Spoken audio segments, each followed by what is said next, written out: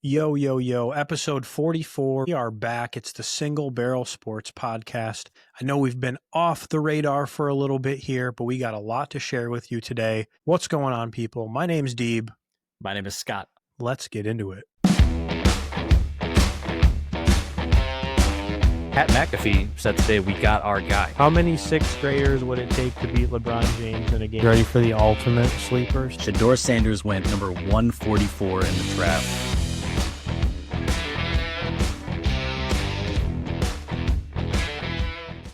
Well, Deeb, we are back after a couple of weeks away, and we have a jam-packed weekend of sports coming up here. It is Thanksgiving week. You know what that means. Rivalry week in college football, a lot of really, really big games. But before we jump into the sports tonight, we've had a whole lot of stuff going on. We went on a trip to the Bourbon Trail together. You know, we put some footage together, and we kind of threw that out there in a video format. But I think maybe we just catch up a little bit and debrief on what's been going on in our hiatus here. Deeb, what do you think? Yeah, I'm excited to be back. I know you, as you mentioned, we were kind of on a little hiatus. So I had a couple weeks of travel with work. So I was out, and I know you took on a couple solo episodes. You did kind of some guest features, and then we got to go on the Bourbon Trail. So that was fun, and we kind of used that week/2 weeks to record content and put together a video, which is out now on YouTube and Spotify. So check it out if you haven't. It's I think, really fun way to recap, obviously, a trip where we were together with a couple friends and got to enjoy some of this stuff, some of the bourbon, but also, some friendship and just see each other in person, since we don't get to do that as often. I'll say, generally speaking, things have been going pretty well here. Like I mentioned, I've been traveling and such for work, and I really had a good time on the trip. It's something that I always look forward to each year. Get to, number one, see friends. Number two, try good bourbon. And number three, make some memories. Hell yeah, man. And we certainly did, leading up to the Bourbon Trail. Deeb, I know you're aware of this because we talked about it on the trip, but maybe for anyone listening who doesn't know this, Raven and I are selling our house and buying a new one in the same area. And so that consumed things. That was actually why there was 1 week gap before our Bourbon Trail trip without an episode. We were displaced for home viewings and had to get our son and our dog out of the house pretty regularly. And work our whole lives around kind of the schedule of people coming in and out of our house.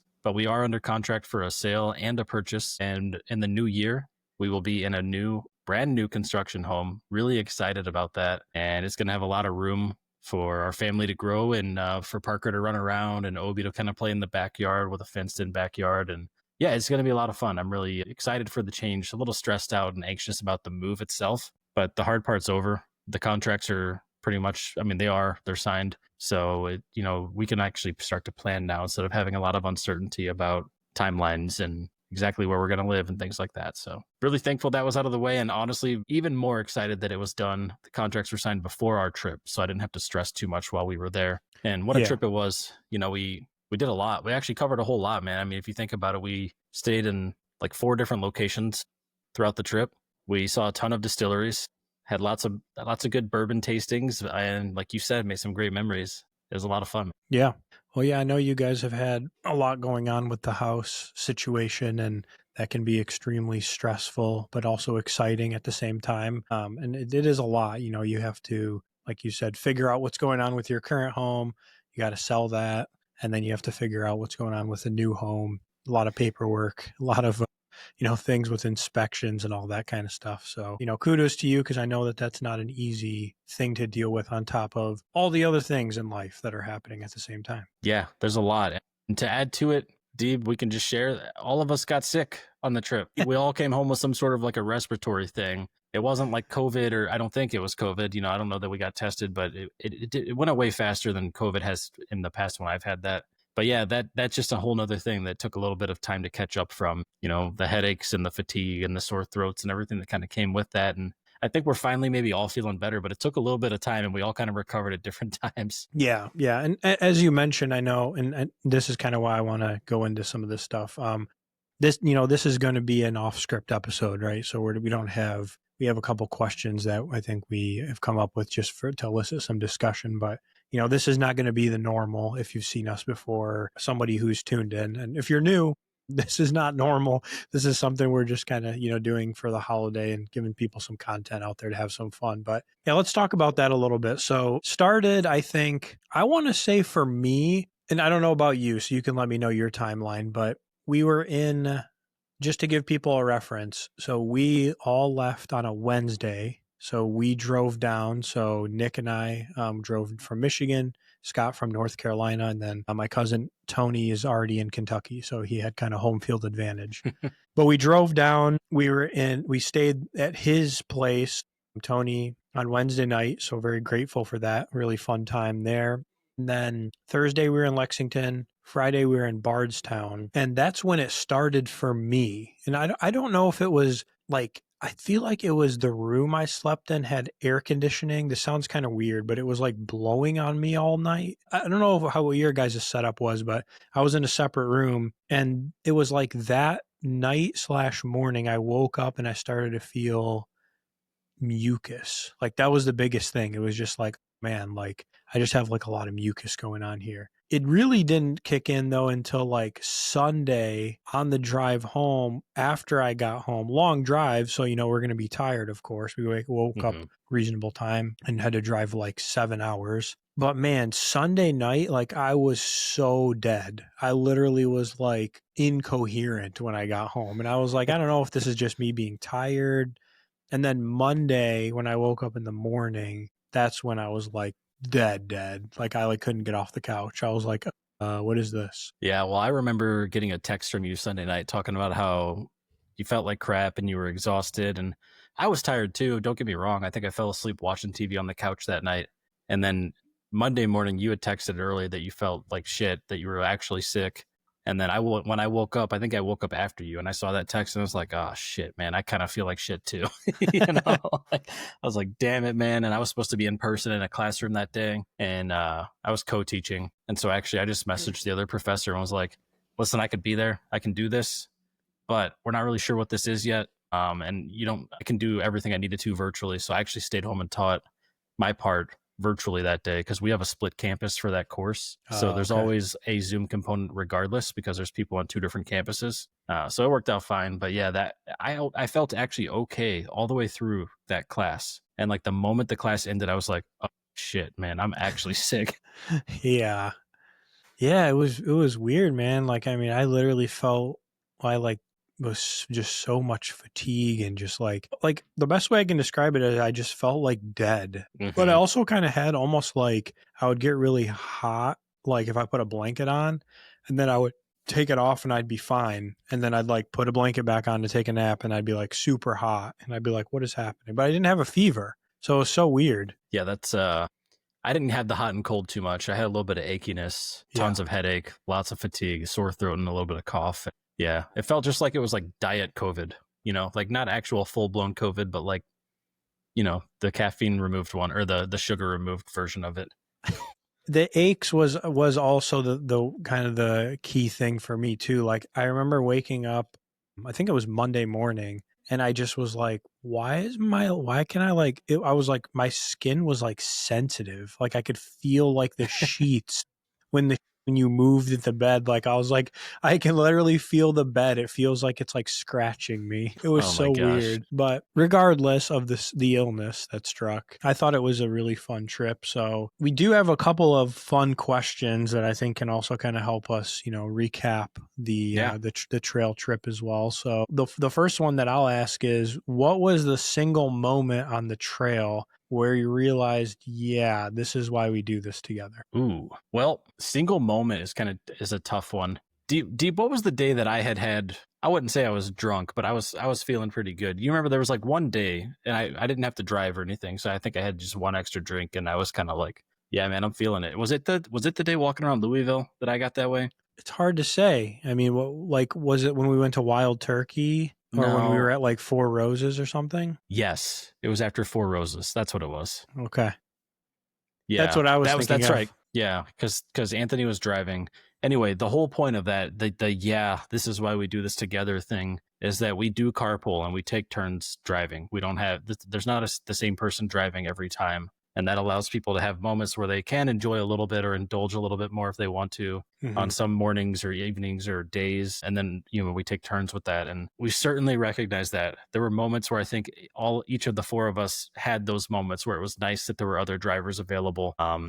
And honestly, I think it's a whole recap of that. Yeah, this is why we do this together. Is you can try and experience and just do so much more when you do it together. An example of that is like at Four Roses, we tried four different private selects because we were all able to order one, and then so we would have never been able to do that otherwise. All that comes down to is just enhancing the experience and creating, I think, more memories because there's a group of people who are all kind of putting in an equal amount. Yeah.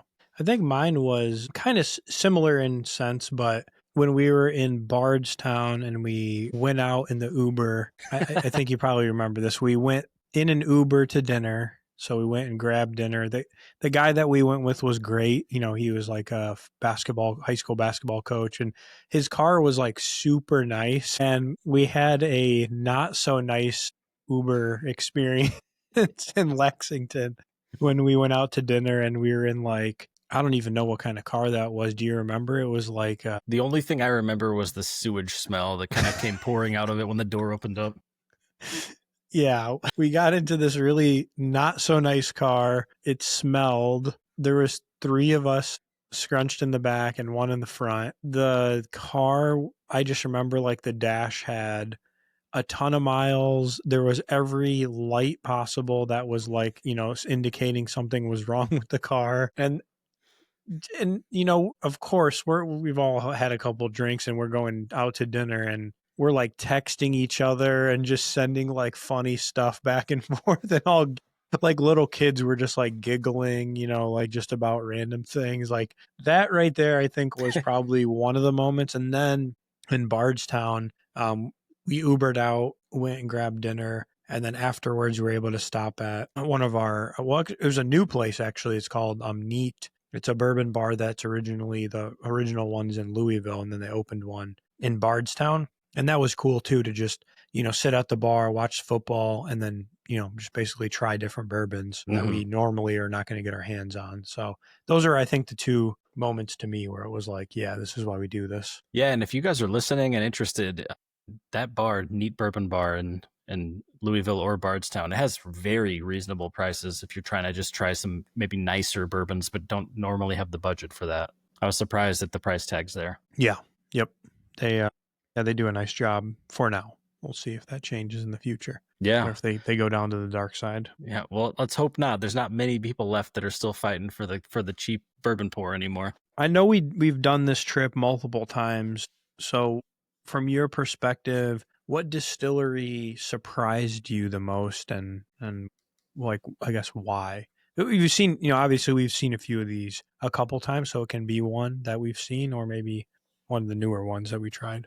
It's tough to say just one, but I will say one that actually was one of the cheaper bookings that we had was Lux Row in Bardstown. This is going to be an embarrassing admission here, but I didn't know that Lux Row was the distillery that made Penelope, first of all. And I love, like, every Penelope product I've ever had has been delicious. Yeah. So that was a nice treat. We got there very early for that one and we're able to have a pour before we did the tour. But I think the thing that really surprised me the most is when you went through that tour, first of all, you get greeted right away with a video and a pour. So you get to drink a pour while you're watching a video.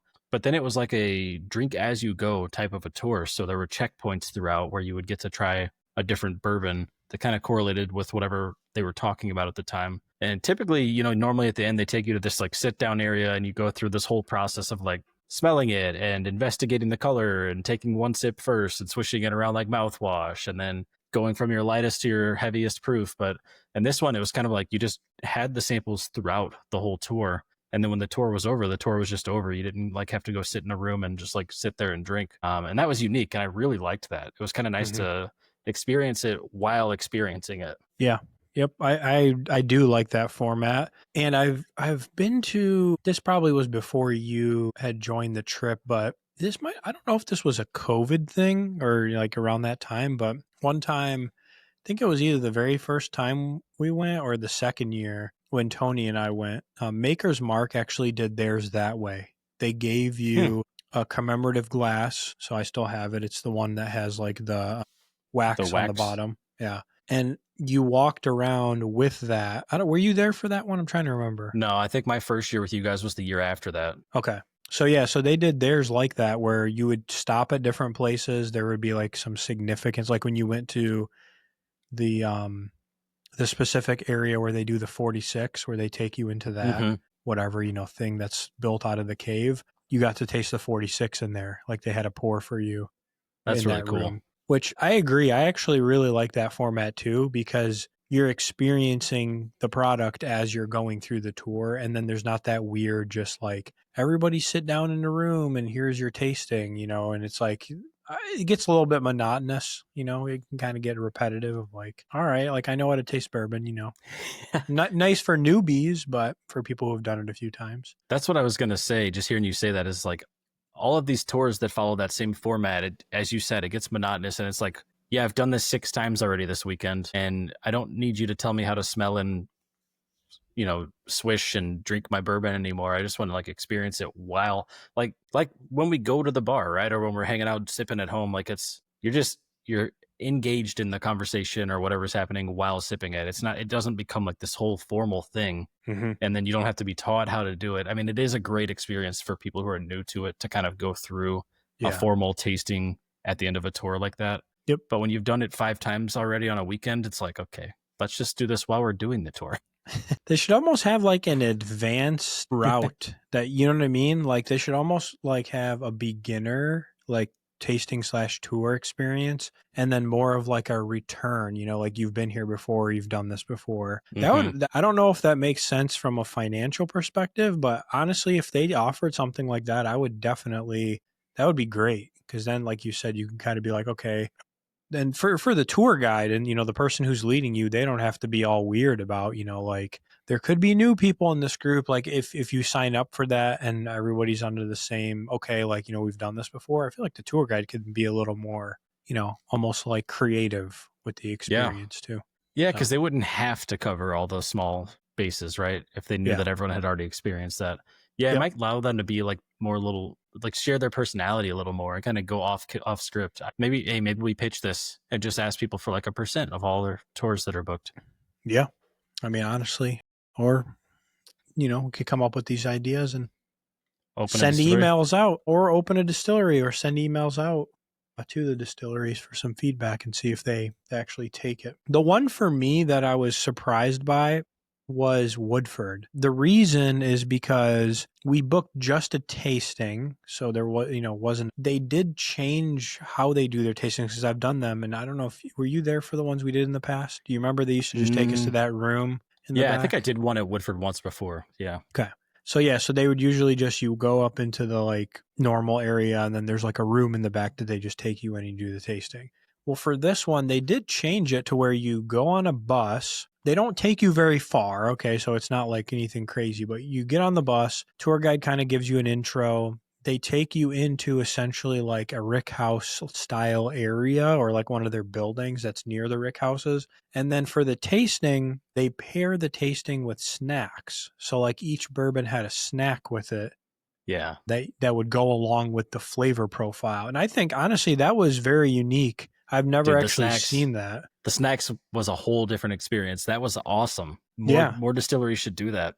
I know it can change the flavor profile maybe that you're experiencing in your palate, but like the garlic snap with that first bourbon, I was like, this pairs so honestly, I was like, dude, I need to get some garlic snaps for home now. Like that was so good. Yeah. Well, and the other thing too is if you think about it, like you're almost bringing like a consumer experience to people, right? It's like if you're at home or even at a bar, like sometimes they'll have snacks, or especially if you're at home and you're trying stuff, like you're probably going to be snacking, or you're going to have maybe guests over and maybe put some stuff out. Like it's almost like bringing like a home like experience to the tasting where you have snacks available. Yeah, I've never ever had that happen on any tasting I've ever done. Usually the most you get is like the little chocolate ball at the end, which is always fire. Yeah. But yeah, the snacks it really elevated that tasting. And I like the way they did it where they had you like experience the bourbon first and then encouraged you just for your last sip to do the snack. So you got kind of the best of both worlds, but like it really changed the flavors that became recognizable were quite different after you had like a snack right before you took that last sip. Yeah. Yep. That was definitely probably the most surprising one in a good way for me Yeah. overall. So Yeah, that was really cool. I really liked it. I also the other one that wasn't necessarily surprising because I guess I knew kind of what to expect, but Whiskey Thief. It was just a tasting, but it was literally just like 7 barrels that were like it was more of like a freestyle event where you came in, they gave you a glass, there was 7 barrels in this space. You could come and go as you'd please, go up to the person, they would, have the whiskey thief thing. They would pour a sample in your glass and then you can just kind of do whatever you want. Like you could go, like talk sports like we did. You could go sit, there's like an area with like couches or chairs. There was a dog that you could pet. Yeah, the Like dog was awesome. yeah, it was almost just kind of more like an open space, where it was more informal and you could do it at your own pace and enjoy a cup of water or, some, what Some did that pretzel like snacks. pretzels or yeah, something Yeah. that if you wanted. So what did you think of that one? I thought it was awesome. I didn't love all of the bourbons, but they gave you 7 of them to choose from, and some of them were good. Yeah. Also, just for those listening, if you've never done a bourbon tasting before, you don't ever get 7 pours on a tasting, at least not on a traditional kind of Kentucky Bourbon Trail stop. Usually it's like Yeah. 4. Yep. And they had 4 or 5 in the front row, and I was like, oh, we get 5. And then I was like, oh, there's 2 more over there. Like I had no idea. Yeah. So yeah, it was a cool stop, and it was like you said, so different. It felt very much like a lounge, like just a social hangout area that happened to also be at your own pace bourbon tasting, where you got to try 7 different bourbons. Like I still can't get over how many that was. That was and straight from the barrel, which was a whole nother thing that you don't always get to do. Yeah. I mean, again, like kind of just one of those unique ones where compared to a lot of the ones that we do, different, just change your pace. Different, gave you a different aspect of how you're doing it and how it's done. So kudos to them. Whiskey Thief did a nice job. Yeah. Honestly, never heard of them before this trip, but would definitely go back. I don't know where I would rank it on my list, but I would certainly consider it for future trips just because it was such a different vibe that helped to break up kind of the whole weekend of a lot of the same thing in different places. Yeah, definitely. So if you were recommending something for a newbie, like somebody who's never gone or who's interested or, who's listening, who might want to go or has thought about it, what distillery or distilleries do you think you would recommend to those versus maybe someone who has gone like us, is a little bit more advanced? What would you recommend, maybe one, if you could, for them to try? Yeah, I think for the bourbon newbies out there, and I said this all the time, anytime I talk to people who have not done the trip, my recommendation, if you've never done the Bourbon Trail before, there's a few things you have to do, but one of them is Maker's Mark. And I say that as someone who could have left that out this year. Like Maker's Mark is fantastic, but when you've done it 4 times already, you don't necessarily have to go a 5th time. But if you've never done it, they do such a great job of showing you like just the most beautiful grounds. It's like a big farm. It's right on the river. There's like this like big stone like cliff over like the backside of it. They literally build their rick house where they age the barrels like right into this like stone landscape. They like carved out a big section of it to just have natural cooling in there. So they have natural temperature control, just really cool stuff. And there's a lot of rich kind of like family history there. Now, people think I'm sarcastic about this because I say it sometimes in jest, but the history is a big part of the fun for me in the Bourbon Trail. There's just so many things that you would have never heard of otherwise if you didn't go straight to the source and hear it from the people actually at the distillery who know the family members who have run it for 100 years or 200 years in some cases and know all their stories and their tricks of the trade. So I think that one, I don't necessarily think that they have the best samples to try on their tour. It was probably I don't want to talk shit about Maker's Mark because it is such a historic and great place to go, but it was probably the most underwhelming tasting that we had this year. Even like the best pour that we had, they kind of like barely gave you any of it. It was like a less of a pour than the other pours. Yep. But the grounds and the history there certainly are worthwhile. And obviously you have to go to Buffalo Trace as well, but everyone talks about Buffalo Trace all the time. So I always, when I talk to newbies, I say, if you can make it, because it's in the middle of nowhere, try to go by Maker's Mark. It is worth the stop there if you've never done it before. As far as for the true bourbon nerds, that's tough. I think the one I loved the most that might be most beneficial for the nerds because it's not necessarily as well known and as historic was probably the be Rabbit Hole. And I've talked about Rabbit Hole. I've drank a lot of their products here on the podcast, but we had a really cool tour guide that kind of did things his way, which is exactly how I love it. Like when they just kind of take charge and really show their personality. But I think, the thing that made that very special is we had kind of an advanced tour there where we got to try some really kind of their nicer products. And I think that you kind of have to know bourbon to get a full appreciation of that because the rest of the tour wasn't really anything mind-blowing with like crazy history or anything like that. Yeah. Yep. Yeah, I agree. We did I think it was the barrel proof tour or something like that, where all the products were barrel proof. Like it was their normal products that they normally would have, but they were all barrel proof versions of them. Mm-hmm. So they were just kind of, like you said, unique and a little more advanced in the profile. But yeah, the tour guide did a wonderful job there. Mine would be for a newbie. I would also agree Maker's Mark or Buffalo Trace. Like those are the most iconic. I think if you're a history buff, Buffalo Trace is really gonna, scratch an itch because it's just so historic.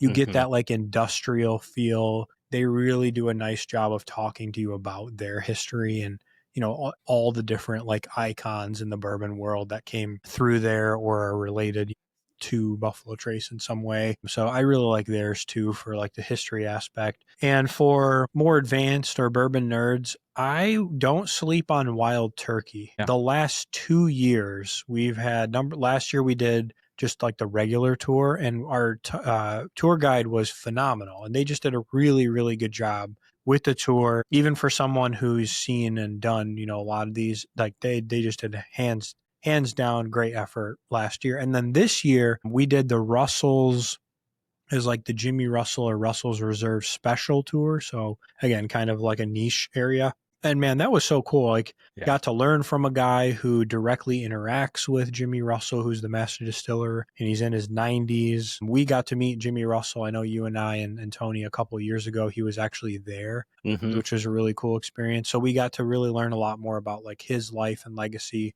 And yeah, our tour guide was great. Like he was just such a, like you said, unique personality. Cool guy, like a guy you'd want to hang out with outside of the tour. You'd be like, can I like, when we come down here, like I just want to like meet this guy out at a bar. It'd be like such a fun time. Go buy him a pour. Yeah, that was probably the best tour that I've ever been on as far as like the whole experience. The tour guide was the best tour guide I think we've ever had. Like you said, you got to see some stuff you don't normally see on this tour. We got to see their original gift shop and it had just all of this historical stuff about Jimmy Russell, the master distiller, and pictures of him playing high school sports and his son playing high school sports and just like really cool old stuff that they actually used to use on that exact distillery grounds. Yep, definitely. But yeah, no, that I think both of or all of the ones that we mentioned were really good examples. Another question would be, what did the trip that we took teach you about taking time away from work and quote unquote just like real life stuff like family and such? Yeah, well, it's really been a while since I took a trip like that with the boys. Usually it's family stuff, which is always amazing, but I hadn't seen you guys in a while. I know I saw you at a conference in the spring, but I think it's just that while like staying in touch however you can is ultimately still very important. Nothing really replaces kind of spending some quality time with your people. You know what I mean? Like this trip, it just felt different when we were all together versus like in our group text or when we play like college football or whatever. It just felt kind of nice to just have the time together, and you stress out about the things that you have to play catch up on. But as of today, I feel caught up again at work. Life moves fast, but life does slow down at times. And so take those trips when you can. Take the time away. Don't let my biggest thing, and I've been trying to practice this for a couple of years now, is don't let your job define you. 10 years from now, when you're looking back on the last 10 years of your life, you don't want work to be the first thing you think about. At least I don't. And I can tell you that when you move on from a job, they're not going to be looking back and talking about you 10 years from now. They're going to have their own priorities that have shifted. So yeah, I think a big growth that I've had from just growing up in general is realizing that I'm not defined by my job, and that a job is just a part of what I do and a part of who I am. And trips like these help me to kind of recenter myself and be just Scott. Yeah, I like that. I think for me, like I think of it in, like snapshot style things, right? So like we've mentioned a couple things just in here as we're kind of recapping and thinking back of fun memories that we made, right? Like we'll always remember like that Uber that, was like stinky and just funny, right? Like that's something we can talk about 10 years from now because it's just so like memorable and different. And, there's just like those snapshot moments. And of course, we're not going to remember everything about the trip, but there's going to be things that stand out where they're snapshot moments or, kind of like snapshot things that we'll go back to in the future and be able to reminisce on and laugh about and, and kind of think through. I think that's for me the big thing is those moments are made and sometimes like you don't even realize it's being made while you're in it. Like it doesn't seem like a big deal. You know what I mean? Like we're Hmm. just catching an Uber or hey, we're just like going to this bar to try some like it doesn't always seem like it in the moment. And then afterwards, when you think back about the trip and you talk about it, you realize like those were key moments in your life and that you shared with other people that you'll hopefully look back on and like you said remember the fun times and the things that you experienced. So I think that's kind of what I have learned over time from taking these types of trips and kind of taking time away. The other thing that I'll say is man, it just flies by. Hmm. It's so crazy how you spend like all this time looking forward to a trip and preparing of like, okay, it's almost time. Then it comes and then it's like all of a sudden it's Sunday and you're on your way back. Yeah. I mean, when I said that, I think I might have said this in our group chat Monday or Tuesday. I was like, I feel like this is a combination of like I'm sick, like physically sick because of the illness, but like also that like post trip depression hits and you're like, bam, back to reality. And it's just like you were on a high and you're just back down to a low. Not because things are bad where you're at, but you know what I mean? Like you were just on such a high during the trip that you're bound to come back down to reality and it's going to be considered kind of low slash status quo. Yeah. No, I agree. It's a rapid shift and the drive home is a whole lot worse than the drive there. Yeah. Yeah. Yeah. That's some time to reflect. So Deeb, I got a question for you, Deeb. And I've traveled with you enough times now that I talk my shit and it's fine. We're friends. But this came up on the last night we were on the trip, so I'm thinking about weird kind of travel quirks. I know you historically, when we have traveled, are kind of like afraid of the tap water or unsure if you can drink it, and oftentimes like are very adamant about having bottled water like at all times. And it was so funny on this trip, and I called you out on it because every time you go to a tour, all they do is talk about how perfectly filtered their limestone water is, and that's what makes the perfect bourbon. And you can drink water straight from the tap. It's like literally we heard it like 10 times on the tour. And then the last night we were there, you were like freaking out trying to get me to go get bottles of water that were in my car because you were thirsty. I just wanted to call you out on the little travel quirk there.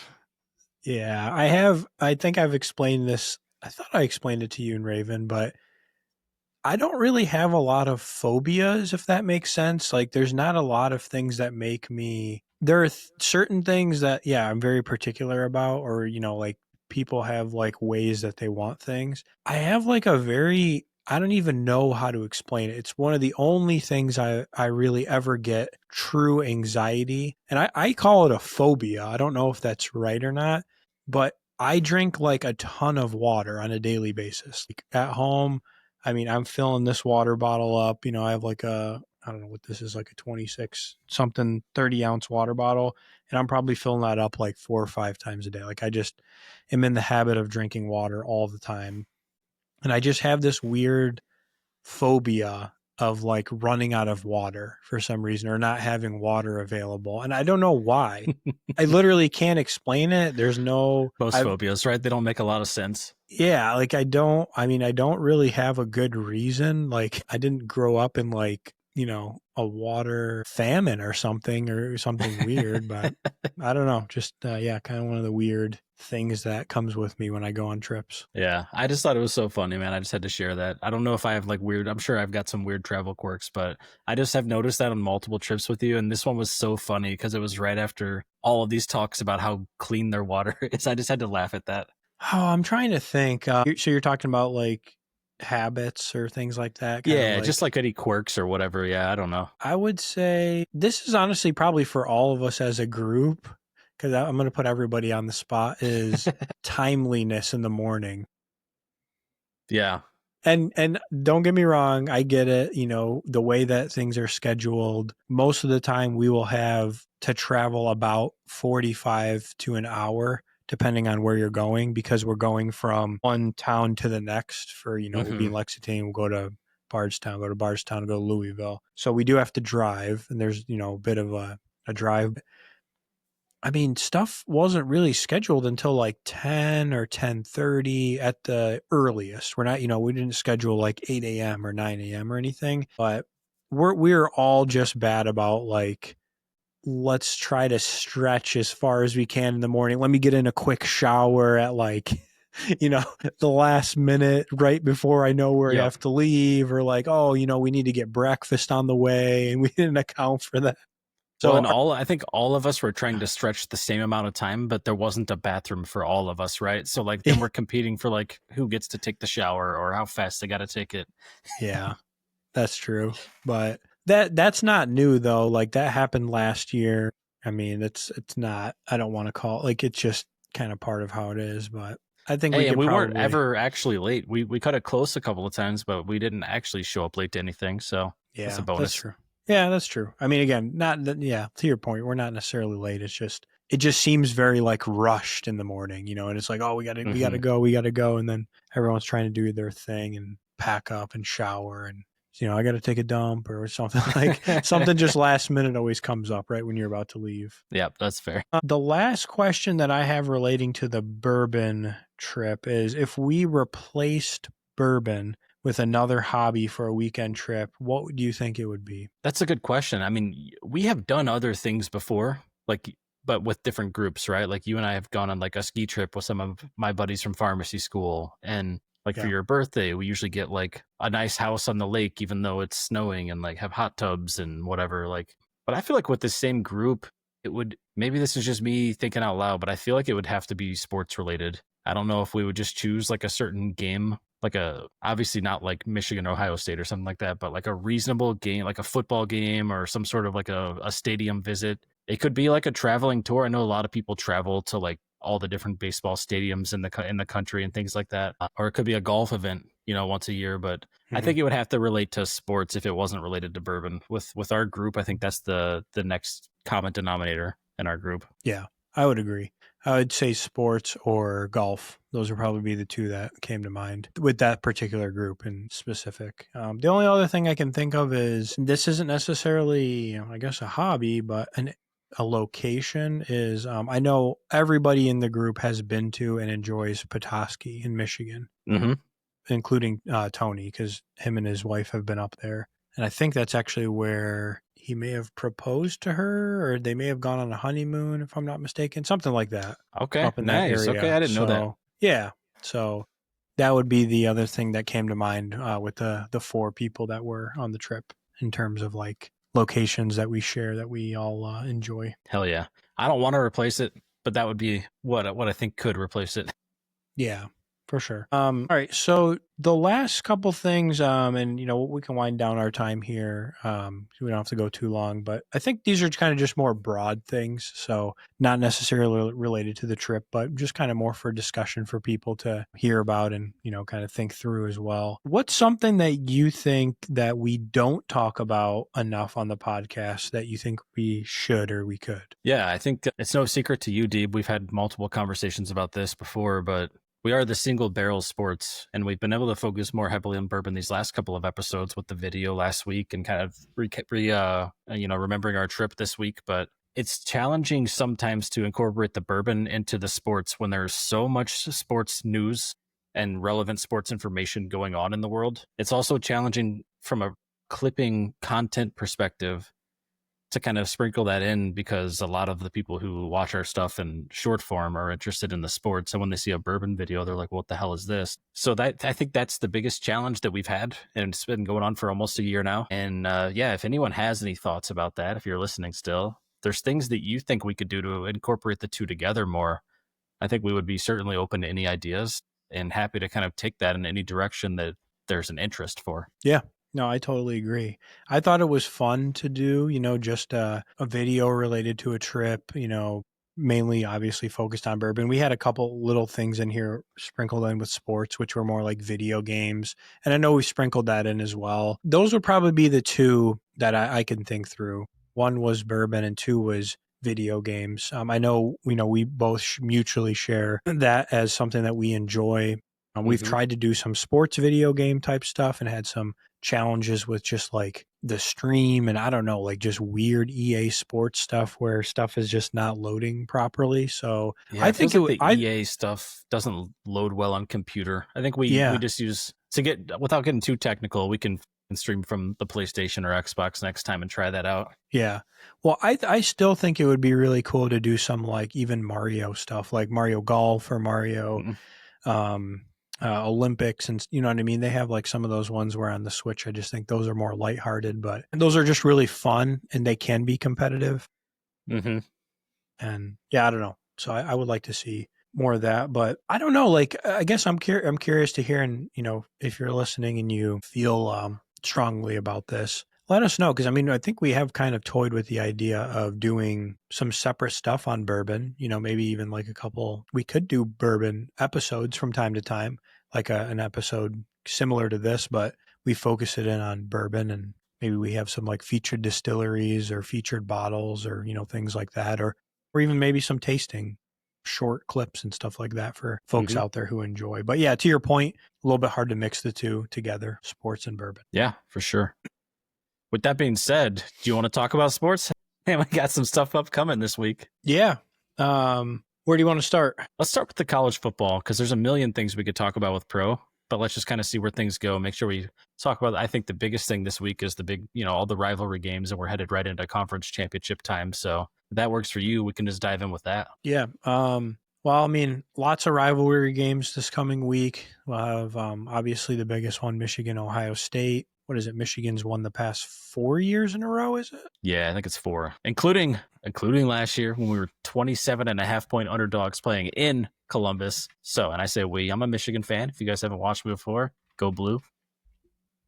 Well, they're 9.5-point underdogs this year. Last I looked. Wow, that's it. Yeah, I thought it would have been more, but they are playing in Ann Arbor, so that could be contributing to that. I think playing in Ann Arbor, and it's also supposed to be like 30 degrees. It's going to be really cold, I think. Yeah, and snowing, definitely. it's actually supposed to start snowing tomorrow here, so that could play into it. Actually, Tony's going to the game. I don't remember if Yeah, that's right. Oh, man, that's going to be an awesome environment, but that sounds really freaking cold. I mean, here's the thing, right? Like any common sense person would say Michigan has not a wonderful chance, right? Just kind of based on what you've seen from Ohio State. But a lot of people said that last year, and Michigan was, in my opinion, way worse last year. Like they literally had no quarterback. I don't even know if they passed the ball during this game. Not very much.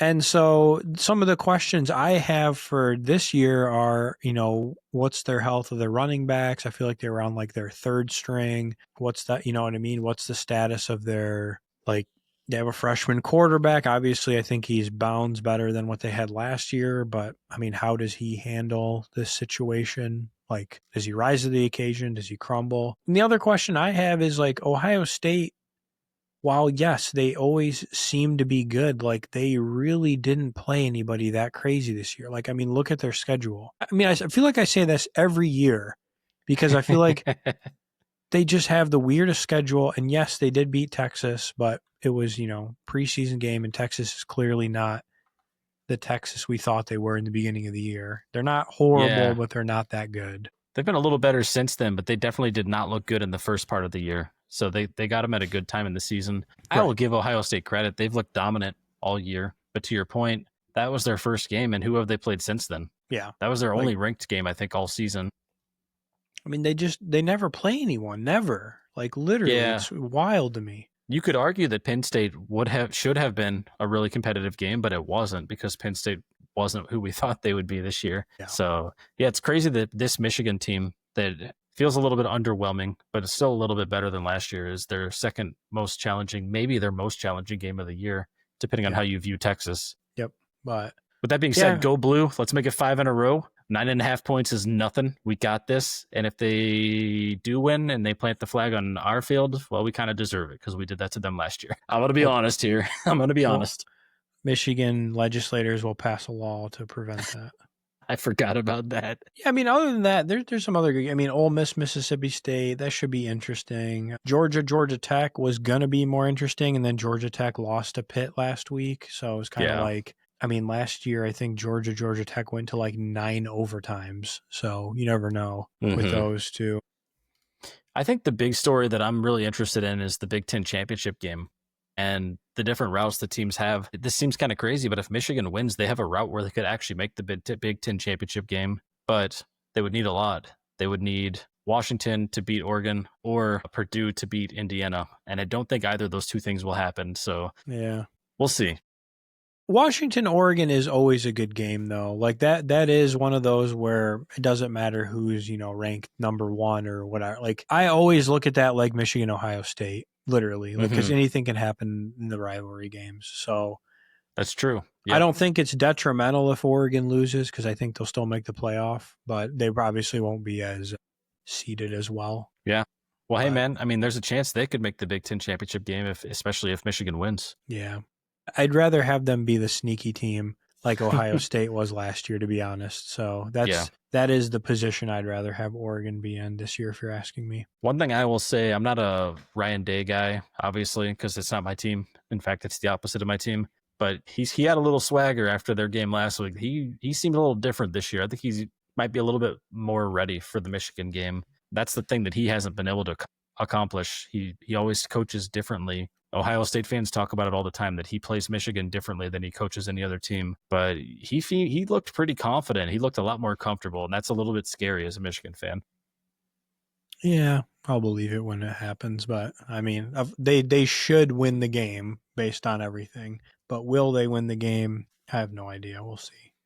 Also, I'll be curious. The top 2 wide receivers for Ohio State were out last week, so I'm curious. I'm sure they're going to play, but they probably I think they were. Them. I think that was load management, which shouldn't happen in college football in a conference game. But again, that's Ohio State's schedule this year.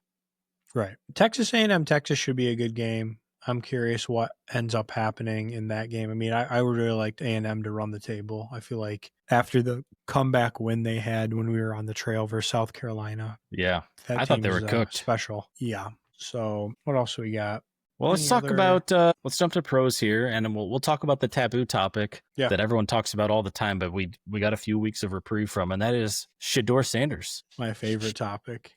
Shedeur Sanders, the polarizing player that is Shedeur Sanders. And Dillon Gabriel had a concussion and missed this last week's game. It was Sanders' first start of his career after coming in and just completely shitting the bed the week before, going 4 of 16, getting sacked for like minus 57 yards or something crazy. I mean, his stat line was horrendous. But I will say, it sounds like that guy has never gotten to like practice with their first string like ever. And he got thrown into the middle of a game. So I will give him a little credit for that. In fact, even the offensive linemen after his first game were saying like, oh, we don't even know his cadence. Like we never take reps with him. So that would be kind of tough if your offensive line doesn't even know like your cadence for starting the play. But anyway, he did start. Had the most favorable start of all time. They went against the Las Vegas Raiders and the Browns won. And so he won in his debut. I think he was like the first rookie to win their debut start in like 20 plus years or something crazy. Yeah, since 95. Yeah, okay, so 30 years. And there's a lot of opinions about it. Some fans seem energized. The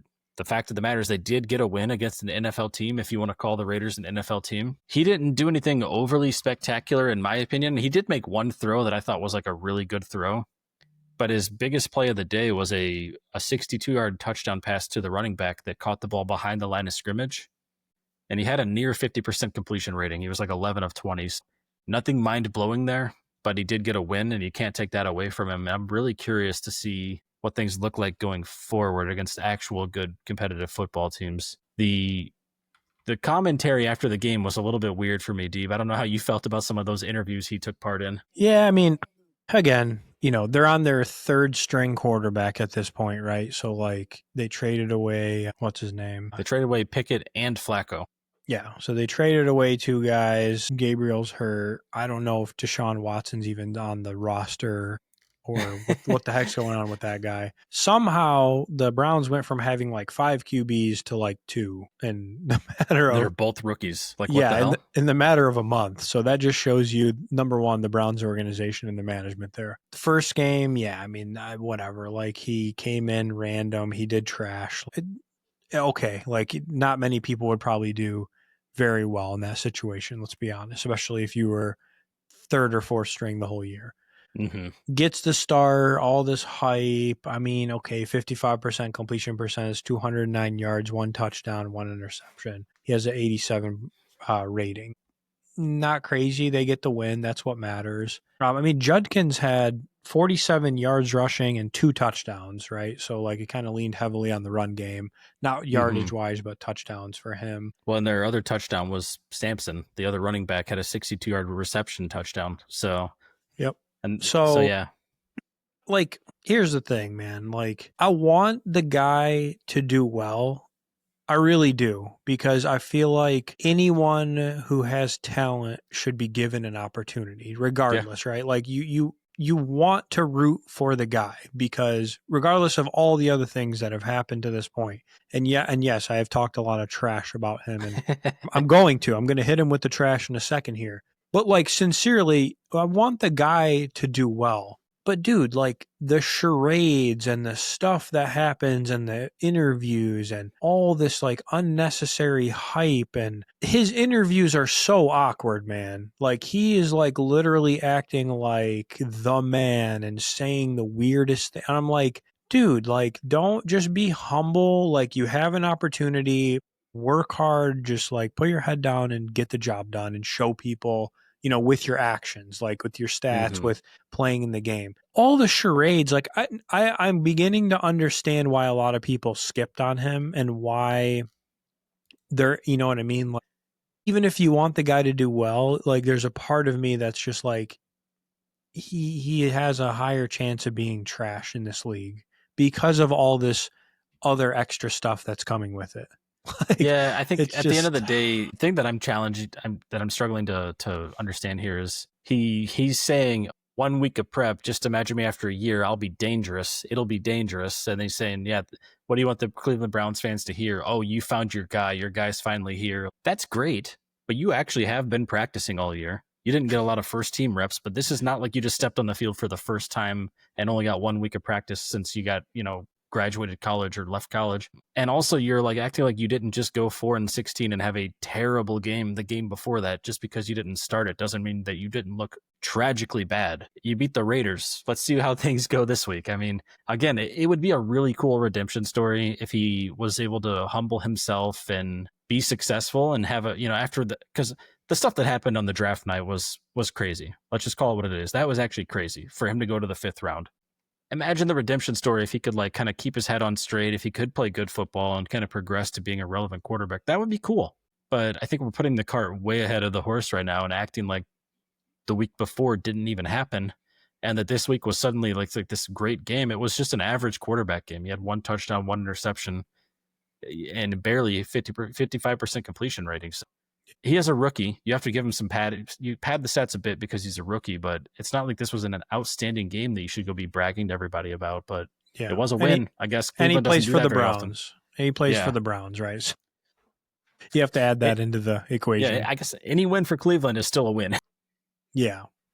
But yeah, just like all the charades, like, I mean, he could have a really good story of being like that underdog that people doubted, that, he got skipped on. Like, I mean, quite literally, he could turn it into a really cool story and just prove people wrong. But, like, dude, don't start talking shit. Like, you've played one game. You're really not that good overall so far, and you have a lot to prove. Like, talk the shit when you win a Super Bowl. You know what I mean? Make like a commercial zooming back into the draft and all. Like, do it when you've done something. Don't prematurely start saying all this weird shit. That's what bothers me about it. I agree. Just awkward. So we'll see. I mean, obviously, there's going to be a lot of media coverage following Sanders. That's just the nature of being Shedeur Sanders. And we'll see how this upcoming week goes. Gabriel's cleared, but Sanders is starting, so it is his job now to lose, and we'll see. I'll be curious to see if he has a bad game, if they go back to Gabriel, or kind of what the rest of the season looks like.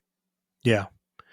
And Just some other go ahead before we oh, I move was on. just Go I ahead. was just gonna say there was another, I think, interesting piece with the Bengals. There's probably two things that you were gonna mention, but what was the controversial one that happened? The controversial one was Jamar Chase spitting on Jalen Ramsey after the game, being interviewed and asked about it and saying, "No, I didn't do that. I would never do that." And then the on-field camera, clear as day, picked up him spitting directly onto him, and then he got suspended for a game.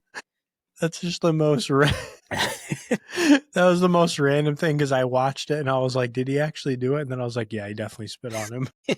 And for him to just confidently be like, "I would never do that," and he clearly did. And their team Why would lost you while he lie was out. about it though? Right, right.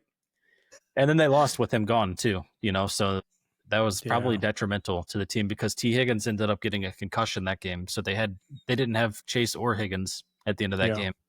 Yep. But they do have Joe Burrow, it sounds like, coming back this week, playing on Thanksgiving Day, finally making his return after I think it was some like extreme case of turf toe that he's been dealing with. So we'll see what that looks like. I'm really curious, and they probably won't have T. Higgins, but they should have Jamar Chase back, and we'll see. I mean, that's going to be an interesting game. I think they play against the Ravens, if I'm not mistaken. Let me check that. Yeah, they play in Baltimore on Thursday night. That's a big division game where the Ravens have won 5 in a row, and Lamar Jackson has looked like crap. How are they suddenly winning without him actually performing, dude? He had no touchdowns in the last 2 games. Good defense. Maybe are they running the ball? I don't know. It's got to be something else. Yeah, I mean, right? they're good defense, and Derrick Henry is finally scoring some touchdowns again. Not doing crazy in the. They also played the Jets this week, which is part of it, I guess. Yeah.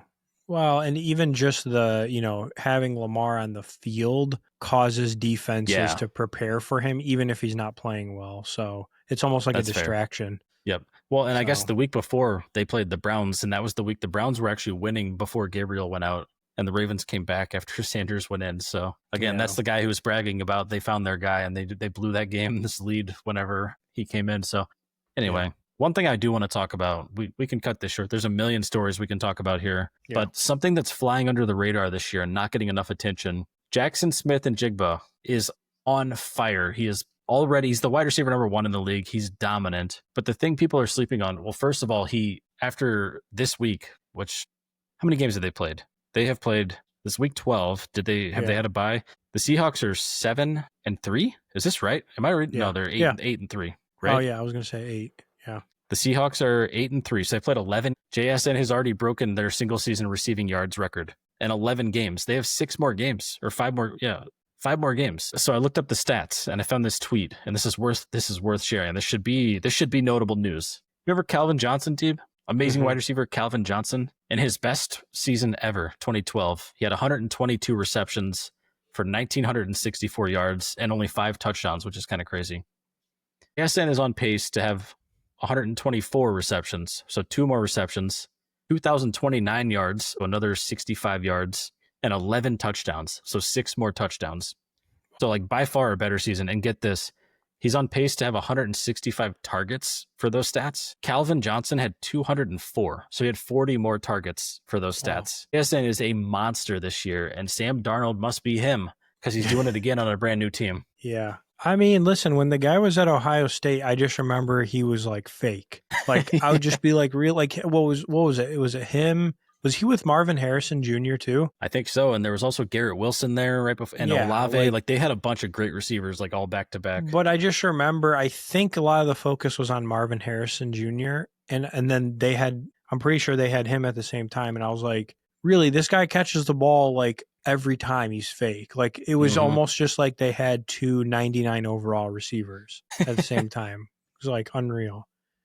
So it doesn't surprise me. I mean, that's one thing that I will give Ohio State credit for is they do have really, really elite wide receivers that do well in the NFL. Quarterbacks, not so much, dog shit. Yeah, I mean, CJ Stroud looked like the exception to that, and he got hurt, and their backup is playing phenomenal. In fact, they beat the Bills this week. Yeah. I don't know how to explain that. The Bills have kind of been a little struggly too. If the season ended today, the Bills would be number 7. They would barely make the wild card, and the Patriots and the Chiefs wouldn't even make the playoffs at all. Like, I don't know what this season is, but you got teams like the Jaguars in there. The Patriots are the number 1 seed in the AFC. I don't know what the hell is happening, but I do like it. I think it's really cool to see some different teams kind of shining this season. Yeah. The I mean, Colts just randomly phenomenal this year, even though they just lost in overtime to the Chiefs. They still are 8-3, I think. yeah.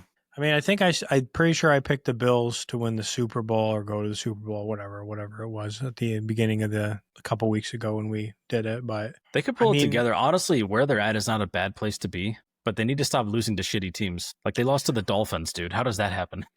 yeah, I think their defense sucks. They're basically they're the equivalent of last year's Bengals. Their offense is great, their defense is trash. Yeah, which is not going to take you far. I've seen some projections, and it was like if Josh Allen was playing against his own defense, this is what his stats would look like, and it was like all record-breaking stats. Like it was like the best season of all time. But yeah, man, I don't want to go too into the details tonight. I think that it was just kind of nice to debrief the trip and kind of share some more of the life aspects of it, because the video kind of doesn't always hit all that. And just, we got some really cool sports coming up this weekend, holiday weekend, which means we're going to have sports from like Thursday through Monday. Yeah. Every night. It's going to be awesome.